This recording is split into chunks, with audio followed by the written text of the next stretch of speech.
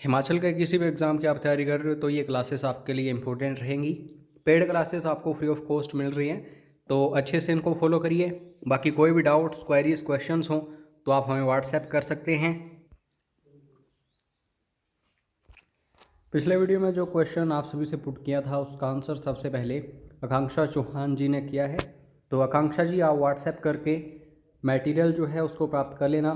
ये paid material आपको free of cost मिलने वाला है। आज भी जो भी क्वेश्चंस पूछे जाएंगे, जो भी स्टूडेंट्स के आंसर सबसे पहले आएंगे, उनको ज़रूर रिवॉर्ड्स मिलेंगे। तो अच्छे से फॉलो करिए हर एक वीडियो को। इस वीडियो का पहला क्वेश्चन है, which Mauryan king maintained relations with foreign powers for the first time? कौन से मौर्य राजा ने विदेशी ताकतों के साथ पहली बार संबंध निभाए थे? तो ओबियसली ये दोस्तों चंद्रगुप्त मौर्य हैं, जो कि फाउंडर हैं मौर्यन डिनास्टी के। तो डी ऑप्शन सही होगा।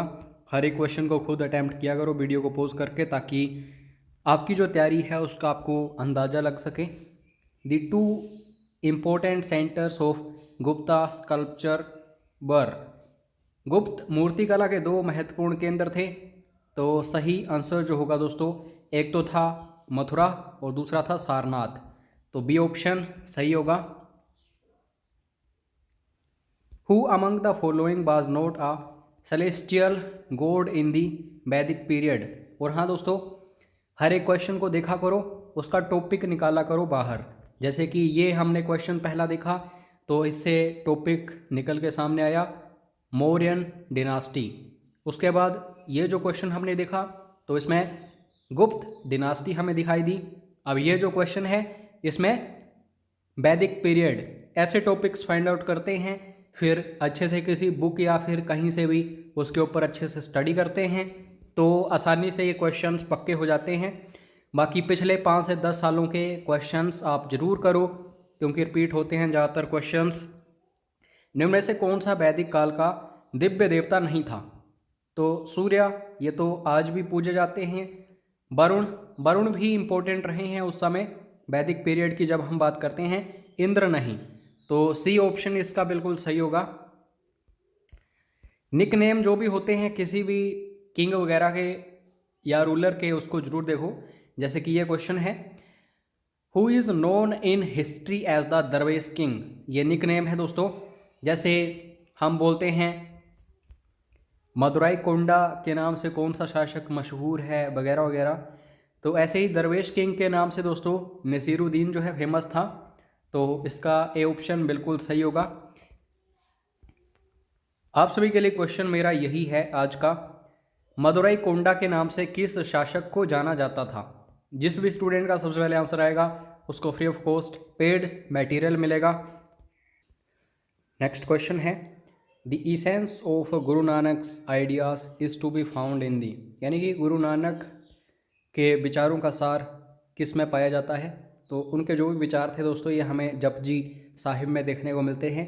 तो सी ऑप्शन सही होगा। उसके बाद greatest exponent of guerrilla tactics in war after Shivaji is considered to be, first number किसका है? शिवाजी का। लेकिन इनके बाद किसको हम बोलते हैं कि गोरिल्ला युद्ध रणनीति में ये महान रहे हैं? तो इनका नाम है दोस्तों बाजीराव एक, जो बाजीराव मस्तानी मूवी है वो इन्हीं के ऊपर बनी है। तो सी ऑप्शन बिल्कुल सही होगा। उसके बाद next question, who is the author of Indulekha? 1889 में हमें ये देखने को मिली थी, 1889। तो चंद्र मेनन याद रखना। अब यहाँ से टॉपिक जो है इसको भी जरूर देखो, जैसे कि ये रचनाओं से संबंधित प्रश्न है, ठीक है। और ये दोस्तों मराठा एम्पायर याद रखना, और ये जो सिख धर्म है उसको याद रखना। तो ऐसे टॉपिक्स जरूर निकाला करो, फिर अच्छे से उनके ऊपर स्टडी किया करो। उसके बाद नेक्स्ट है इंडियन एसोसिएशन। दोस्तों इसकी स्थापना किसके द्वारा की गई थी, कब की गई थी, ये जरूर देखो, क्योंकि ये जो 1947 से पहले जो भी संगठन बने थे, पार्टीज बनी थी, इनसे रिलेटेड क्वेश्चंस बनते हैं। तो इंडियन एसोसिएशन जो है ये दोस्तों इंडियन नेशनल कांग्रेस के साथ कब मिलाया गया था? और इंडियन नेशनल कांग्रेस को भी देखो, इसके जो भी प्रेसिडेंट रहे हैं, जो भी अधिवेशन हुए हैं, ठीक है, स्थापना वगैरह वगैरह। तो 1886 ईस्वी में ये जो इंडियन नेशनल कांग्रेस है इसके साथ इंडियन एसोसिएशन मिलाया गया था। बाकी बेसिक्स जो क्वेश्चंस होते हैं ये तो आपको पढ़ने ही होते हैं, साथ में ये जो थोड़े से टफ क्वेश्चंस होते हैं ये भी पढ़ने पड़ते हैं, क्योंकि एग्ज़ाम का लेवल कभी भी हाई हो सकता है। तो इंडियन एसोसिएशन और इंडियन नेशनल कांग्रेस काफ़ी कम स्टूडेंट्स को पता होगा कि 1886 में इकट्ठे किए गए थे। अब दोस्तों ये जियोग्राफी का क्वेश्चन है, इंपॉर्टेंट है। Which of the following continents was not a part of Gondwana land. दो पार्ट्स हुआ करते थे पहले पृथ्वी के, एक अंगारा लैंड और एक गोंडवाना लैंड। जो ऊपर है अंगारा और नीचे है गोंडवाना। तो ऑस्ट्रेलिया ये निचला पार्ट है, ठीक है। उसके बाद अफ्रीका ये भी निचला पार्ट है, और आप सभी को पता होगा इंडिया वगैरह भी अफ्रीका के साथ ही था। बाकी अंटार्कटिका ये भी नीचे ही है। बाकी यूरोप जो है ये ऊपर है। तो ऑब्वियसली अंगारा लैंड का हिस्सा था। डी ऑप्शन इसका बिल्कुल सही आंसर होगा। ऐसे देखिए next question, fossils of animals, यानी कि प्राणी हो गए, वनस्पति हो गई, और बाकी जो माइक्रो ऑर्गेनिजम्स होते हैं ये दोस्तों किस तरीके के जीवाश्मों में पाए जाते हैं। फॉसिल्स जो इंग्लिश में हम बोलते हैं, तो जो भी चट्टानें वगैरह होती हैं उनके बारे में आपको जानकारी होनी चाहिए। इग्नेस रॉक्स क्या होती हैं, सेडिमेंट्री रॉक्स क्या होती हैं, मेटामॉर्फिक रॉक्स क्या होती हैं। क्वेश्चन यहाँ से पक्का होता है जियोग्राफी में, ठीक है। तो जब हम बात करते हैं सेडिमेंट्री रॉक्स की, तो इसको हिंदी में अवसादी चट्टानें बोला जाता है। इसका मतलब ये होता है कि जो कण वगैरह हैं, जो पार्टिकल्स हैं, वो इकट्ठे होते रहते हैं काफ़ी टाइम बाद वो चट्टानें बना देना शुरू कर देते हैं। तो इसी में दोस्तों जीव जंतु या फिर पेड़ पौधे या माइक्रो ऑर्गेनिजम्स जो होते हैं वो इकट्ठे हो जाते हैं। फिर बाद में यहाँ से हमें प्राप्त होती हैं चीज़ें जैसे कि जीवाश्म वगैरह। तो इसका बी ऑप्शन सही होगा। और इग्नेस रॉक्स जो होती हैं इनको प्राइमरी रॉक्स भी बोला जाता है। जो लावा वगैरह है जब बाहर आता है या अंदर ही रह जाता है, तो जब ठंडा होता है काफ़ी मजबूत होती हैं ये चट्टानें। और मेटामॉर्फिक रॉक्स जो होती हैं ये कायांतरित होती हैं या तो सेडिमेंट्री से या इग्नेस से। तो डिटेल में जब डिस्कस करेंगे तब देख लेंगे इसको, चैप्टर को, इम्पोर्टेंट है।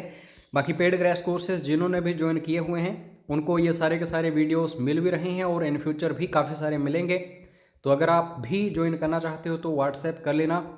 वीडियोस भी मिल रहे हैं, मॉक टेस्ट भी मिल रहे हैं, PDF फाइल्स भी मिल रही हैं, जो भी उनके डाउट्स हैं वो भी सोल्व हो रहे हैं। उसके बाद ये भी जियोग्राफी का क्वेश्चन है। इनफैक्ट जो दोस्तों मौसम होता है उससे संबंधित ये क्वेश्चन है, क्लाइमेट जिसको बोलते हैं हम। Which of the following periods winds is affected by El Nino. तो दो तरीके की चीज़ें हमें देखने को मिलती हैं, एक होती है एल नीनो और एक होती है ला नीना, ठीक है।